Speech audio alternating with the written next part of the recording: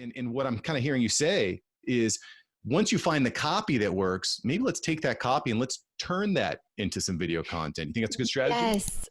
Yes, yes, exactly. Well, we all think that we know our customers and clients, you know, we all think, oh, I know exactly how they talk. Or listen, until you see their particular way of how they interpret your business and your marketing, you have no idea what they want Right. or need or how they say it. You know, great example of this. I don't know. I've worked with so many, hundreds and hundreds of people in the online space. And I'll say I can literally say I've worked with hundreds of coaches, let's say. And oftentimes they will take their clients' words and they will interpret them in their own way. So if a client says, I want to lose this muffin top, and they're, you know, and they don't say that in their ads. What they say is, are you just dying to, you know, do you want to slim up or get rid of that? And it's like, no, you've got to say exactly how they say it, right? Which sometimes isn't how we say it as the business owner. And sometimes the way we say it is very sophisticated. Another great example, I've worked with a lot of spas and who run ads. And so they use words like hyperpigmentation, PIH, to describe some of the aging processes that their clients want to, you know, reverse. And what their clients are coming to them and saying is brown spots. Right. You know, so do you think, I'm curious, do you think it's smart to do like keyword research like you might do for a Google ad or a YouTube? Do you think that's an effective way to start maybe? Such a simple way to go about this is even look at reviews on Amazon. And so you could do keyword research, but honestly, the reviews on Amazon are so good. Keyword research is great as well, but the Amazon reviews will give you a little bit more context to how people say things and how they describe them, right? So going back to this spa example, you know, if my ad is saying address your pigmentation and I'm calling my pigmentation a liver spot or a sunspot, then that will mean nothing to me.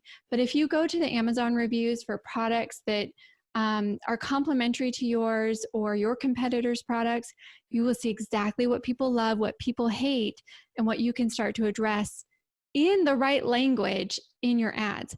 So that whole concept was just to say, you know, as business owners, oftentimes we are so clueless about how people actually describe our business and how they would interpret our marketing. So you've got to get on the other side with them. You got to use the words that they use. And then you can turn that into amazing video content. You can turn that into all sorts of amazing content, newsletters and emails and, you know, all sorts of digital content that people will respond to. But you've got to first do that research. Such a good idea. The keyword research or Amazon research. Yeah, I love that Amazon research because you can do that for free. You don't need any special fancy tools. Just go to Amazon, find that's brilliant. That's great stuff. So obviously it's important that we have a good header tag. We've got good copy. We've got a good solid image, maybe a good call to action, right? Yep. So assuming we've got that down, let's A/B testing, right? Like that's probably one of the most important things. I don't want to skip too far ahead, but how many tests should someone be running to see to start, right? How many tests do you think someone should run at first? Well, okay. So we have people go through a very basic protocol. You can expand this. You can add as much complexity as you wish to this, but this works really well for us. So we have them test 3 different copy variations. We have them test 3 to 5 images. We have them test 3 to 5 headlines. And that will typically get you to a really good ad. And then from there, you start to take that ad to all the audiences that you want. Now, what I always say about audiences, because audiences, you know, you can test people who like Whole Foods versus people who like Thrive Market. You know, you might see a little bit of a different result between those two. I'm just throwing that out as an example. Okay. But with audiences, I always say, you know, I test them by the dozen, and I'm very pleased if 2 or 3 of them turn out to be something I want to play with. So most of my audience tests go into the garbage. You know, they don't work. They're not effective, especially if I'm testing new audiences, you know, that I think will be a good match. But like I said, I test them by the dozen and most of them don't work out. And so when you go into A/B testing with that kind of that kind of mindset, like most of your ads won't work out. Most of your audiences won't work out. You're looking for the little gold. You're looking for little treasures that actually end up resulting in something for you. And so that's one way to test. Now there's lots of other methods that are, that can be more complicated, but I found that typically for 99.9% of you, that will get the job done. And how long would you let a test run for? Yeah. Right. But how long before you know this is not going to work? Right. Super simple. We always let it run to 1,000 in reach at a minimum, or a few conversions, whichever one you see first. Now, I add a big caveat there and say this is for a smaller budget, right? If I'm working with a smaller budget, and I do my testing that way, I'm going to spend $250 to $500 going through my testing protocol. But then I'll have an ad that I can then put at $10 a day, or I can put it $50 a day. I can put it $100 a day. It doesn't matter what. The budget would be, I'd put it at $1,000 a day if I wanted. Some of our clients have been $5,000 a day.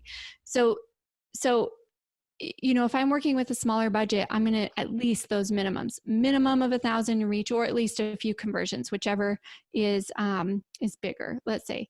And then if I've got a bigger budget, maybe I'm working with a $20,000, $50,000 a month budget, I'm going to spend some more money on testing. Right. I might spend $1,000, $2,000 on testing, really let those tests run until, 10, 20,000 in reach. And then really see how it kind of plays out with a little more budget. Yeah, really smart. I'm just curious, was there ever a time where you did an ad and it just hit? The first ad just blew up. You're like, magic. Yeah. Did that happen? Yeah, for sure. I always have, definitely, for sure. It happens. Usually it'll be in the testing, have I ever just run one ad without an A/B test behind it? No. Exactly. Yeah. No, I've never done that. I've never, no, I've never done that because, I think, but the reason I ask is I think a lot of people do that. They're like, all right, I'm going to throw up, I'm going to boost this post. Yeah. I'm going to throw up an ad and it doesn't work. I'm going to send a postcard instead. Right. Yeah. Oh, totally. 100%. People spend a couple $100 on Facebook, and they spend it willy-nilly, and they have no idea what they're doing. And then they assume Facebook doesn't work for them. Yeah. That's so unfortunate, because they are literally letting their competitors figure out the platform and get ahead. It really just takes a couple hours to learn how to do it. And it is such a massive skill that you would give yourself if you would just let yourself go through a learning process. So yeah. It's always evolving too, right? Oh yeah, constantly. Oh, in fact, every 6 weeks, we think there's a major enough update to the algorithm that you need to stay on top of it. So every day there's updates, right? Probably hundreds, maybe even thousands of small updates every day. Some of them are just tests, and some of them are bigger updates. But every 6 weeks, we see a big enough change and Facebook will admit to this too. There's big enough change in the algorithm that you better learn what it is and how to use it to your advantage, or it will use you to its advantage. So, right. So there's your choice. So it's a constant learning process. And I think that's a real good reason to be in some sort of a membership or community. That I think that makes a lot of sense. And I do want to ask you a couple of questions about that. But I'm also curious. So we're in the middle of the coronavirus outbreak. Yes. Obviously, the entire world economy is evolving and changing. Yeah. Have you adapted your messaging in your ads because of that? Yes, 100%. So a few things we've noticed with that: going all out with brand new messaging. Well, best practice is never, you don't want to use the pandemic, any pandemic or any global event. You don't want to, and it's not even being slimy about it. You actually kind of don't want to, you don't want to leverage that too much, Mm-hmm. And so that's kind of first best practice for any business, is just kind of, customary to not over leverage world events. The second big thing is we've noticed subtle tweaks are actually making the biggest difference. So if you really shift your messaging entirely, it's unlikely to help your ads that much.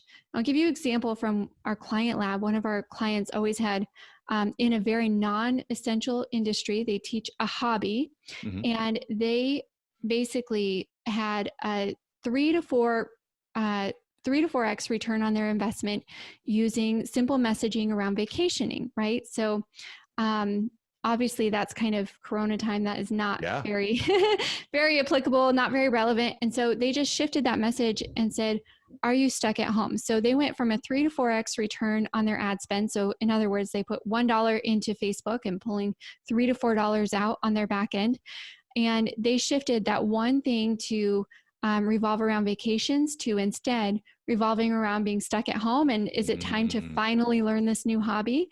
And they went from 3 to 4x to 7 to 8x return on their ad spend. One simple sentence is all that got shifted.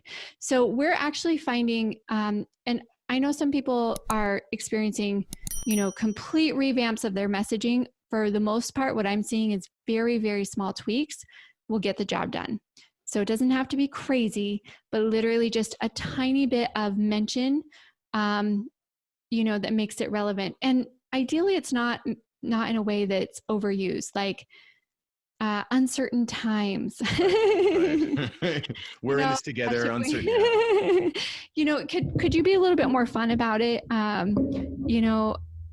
don't know. There's lots of ways to do it without kind of overusing those buzzwords that people are now just rolling their eyes about. Uncertain times, or we'll go back to A/B unprecedented testing too, right? You probably break down a list of 5 or 6 or a dozen different headliners or one-liners to try to trigger that. Yeah, it makes a lot of sense. Thank you so much for watching. I'm glad you enjoyed this episode. I've got several other episodes right here for you. Smash one of these videos to make sure that you don't miss out on the tips, tools, and tactics of industry experts. Let's take that side hustle full time. Smash one of these links.